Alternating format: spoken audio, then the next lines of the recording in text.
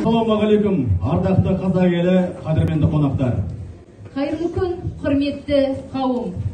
Әр шығармасында туған өлкесіне, Алтайдай асқар тауына, қойдай жуас халқына деген сүйіспеншілігі сезіліп тұрады.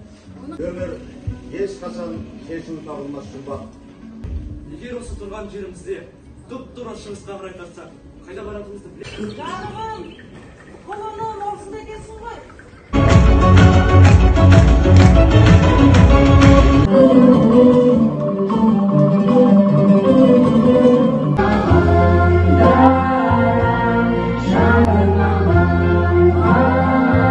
Мынау адамды шақыр, келсін. Байқаған екенсің ғой. Ауылда жүріп тракторшы болып еңбек етсе де, бір уақыт қалтасындағы қойын дәптерін алып, шығарма жазуды әдетке айналдырды. Мен жазушы болуды армандадым. Еркелеткен күнімде аюлы